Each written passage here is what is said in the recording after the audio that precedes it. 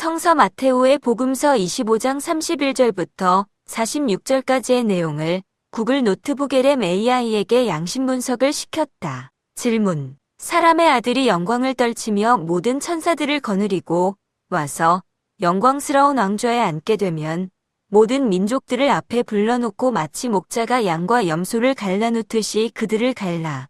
양은 오른편에, 염소는 왼편에 자리 잡게 할 것이다. 그때에 그 임금은 자기 오른편에 있는 사람들에게 이렇게 말할 것이다. 너희는 내 아버지의 복을 받은 사람들이니 와서 세상 창조 때부터 너희를 위하여 준비하니 나라를 차지하여라. 너희는 내가 굶주렸을 때에 먹을 것을 주었고 목말랐을 때에 마실 것을 주었으며 나그네 되었을 때에 따뜻하게 맞이하였다. 또 헐벗었을 때에 입을 것을 주었으며 병들었을 때에 돌보아 주었고 감옥에 갇혔을 때에 찾아주었다. 이 말을 듣고 의인들은 이렇게 말할 것이다. 주님, 저희가 언제 주님께서 줄이신 것을 보고 잡수실 것을 드렸으며 목마르신 것을 보고 마실 것을 드렸습니까? 또 언제 주님께서 나그네 되신 것을 보고 따뜻이 맞아드렸으며 헐벗으신 것을 보고 입을 것을 드렸으며 언제 주님께서 병드셨거나 감옥에 갇히신 것을 보고 저희가 찾아가 배웠습니까? 그러면 임금은 분명히 말한다. 너희가 여기 있는 형제 중에 가장 보잘것없는 사람 하나에게 해준 것이 바로 나에게 해준 것이다. 하고 말할 것이다. 그리고 왼편에 있는 사람들에게는 이렇게 말할 것이다. 이 저주받은 자들아, 나에게서 떠나 악마와 그의 졸도들을 가두려고 준비한 영원한 불 속에 들어가라. 너희는 내가 줄였을 때에 먹을 것을 주지 않았고 목말랐을 때에 마실 것을 주지 않았으며 나그네 되었을 때에 따뜻하게 맞이하지 않았고 헐벗었을 때에 입을 것을 주지 않았으며 또 병들었을 때나 감옥에 갇혔을 때에 돌보아 주지 않았다. 이 말을 듣고 그들도 이렇게 대답할 것이다. 주님, 주님께서 언제 굶주리고 목마르셨으며 언제 나그네 되시고 헐벗으셨으며 또 언제 병드시고 감옥에 갇히셨기에 저희가 모른 체하고 돌보아 드리지 않았다는 말씀입니까? 그러면 임금은 똑똑히 들어라. 여기 있는 형제들 중에 가장 보잘것없는 사람 하나에게 해주지 않은 것이 곧 나에게 해주지 않은 것이다. 하고 말할 것이다. 이리하여 그들은 영원히 벌받는 곳으로 쫓겨날 것이며 의인들은 영원한 생명의 나라로 들어갈 것이다. 위에 예수님이 말씀하신 것을 양심의 원리로 분석해줘. 답변. 주어진 예수님의 말씀을 양심의 6가지 주요 원리에 따라 분석해 보겠습니다. 양심의 6가지 원리는 깨어있음, 성실, 예절, 지혜, 사랑, 정의입니다. 1. 깨어있음 어웨이크닝.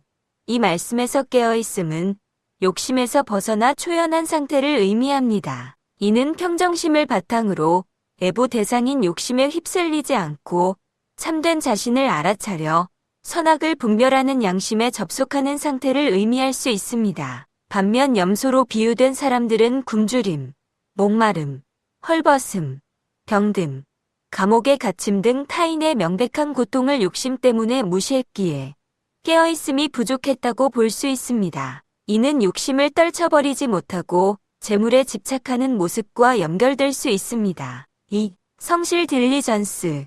이 구절은 꾸준히 선행을 베풀었는지를 직접적으로 언급하지는 않지만 양으로 비유되는 무리가 보잘것없는 사람들을 지속적으로 도왔음을 암시합니다. 성실은 양심을 꾸준히 구현하는 노력과 관련된 원리입니다. 어려운 상황에서도 즐겁고 행복하며 뿌듯함을 느끼며 꾸준히 일을 하는 것이 성실의 특징으로 언급됩니다. 양으로 비유되는 무리는 타인의 고통에 반응하여 기꺼이 도움을 주었고 이는 꾸준한 노력을 통해 선행을 실천했음을 시사합니다. 반면 염소로 비유되는 무리는 선행을 게을리했기에 성실의 원리를 충족시키지 못했다고 볼 수 있습니다. 3.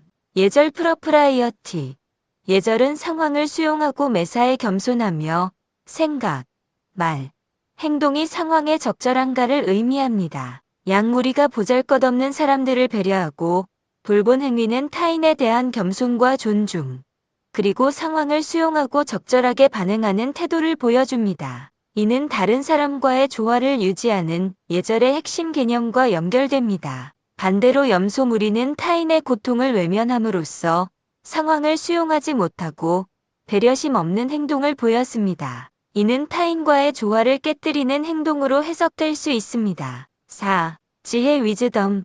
지혜는 시비지심으로 옳고 그름을 가리고 선입견이나 욕심 없이 자명한 것을 선택하는 능력입니다. 양으로 비유되는 무리는 보잘것없는 사람들을 돕는 것이 자명한 선행임을 알고 그렇게 행했습니다. 그들은 감정적 앙금이나 편견, 욕심에 휩쓸리지 않고 올바른 판단을 내리고 실행한 것입니다. 이는 사랑 원리를 실행해야 하는 상황인지 아니면 정의 원리를 실행해야 하는 상황인지 판단했는가 라는 지혜의 체크 요소와도 연결됩니다. 그들은 사랑을 구현하는 상황을 올바르게 판단하고 행동했습니다. 반면 염소로 비유되는 무리는 욕심에 갇혀 자신의 이익만 고려했거나 타인의 고통을 선악으로 분별하지 못했기에 올바른 판단을 내리지 못하고 도움을 주지 않는 악한 행위를 저질렀습니다. 5. 사랑 러브.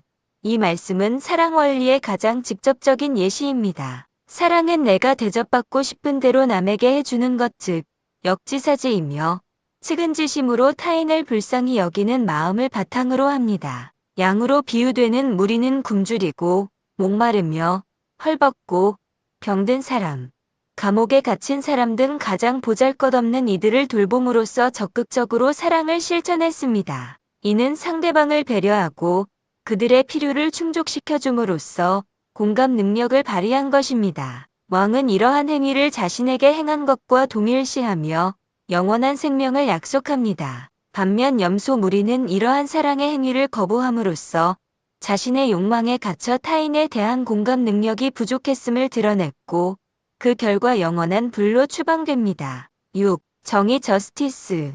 정의는 내가 당하기 싫은 것을 남에게 가하지 않는 것이자 최소한의 선을 지키는 기준입니다. 이 말씀에서는 정의가 단순한 소극적 불간섭을 넘어 적극적인 선행의 부재를 죄로 간주합니다. 염소 무리는 직접적으로 해를 가하지는 않았지만 마땅히 해야 할 선행을 하지 않음으로써 정의의 원리를 위반했습니다. 이는 선행을 게을리하는 것도 악행으로 간주될 수 있다는 의미를 내포합니다. 왕의 심판은 행위에 대한 정당한 갚음이며 이는 곧 정의의 구현입니다. 즉, 내가 대접받고 싶은 대로 남에게 해 주어야 한다라는 사랑의 원리가 적극적인 선을 강조한다면 내가 당하기 싫은 것을 남에게 가하지 말아야 한다라는 정의의 원리는 소극적인 선이지만 악의 배제와 더불어 마땅히 행해야 할 선을 행하지 않음으로써 발생하는 타인의 고통을 방치한 것 같은 부작용까지 포함하는 것으로 볼 수 있습니다.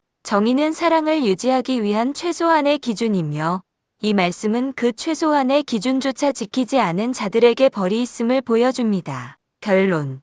예수님의 이 말씀은 양심의 6가지 원리가 유기적으로 연결되어 있음을 명확히 보여줍니다. 깨어있음으로 욕심이 발생하는 것을 알아차리고 지혜로 타인의 고통을 줄이기 위해 내가 할 수 있는 것을 판단하며 정의로 자신의 욕심을 절제하고 예절로 매사에 겸손하고 조화롭게 대응하여 사랑으로 타인에게 적극적인 선을 성실로 꾸준히 베풀 때 비로소 온전한 양심이 구현되며 영원한 생명에 이르게 된다는 메시지를 담고 있습니다. 반대로 이 원리 중 하나라도 충족되지 못하면 특히 사랑과 정의의 실천이 결여될 때 이는 큰 실패로 이어져 고통을 초래할 수 있음을 경고하고 있습니다.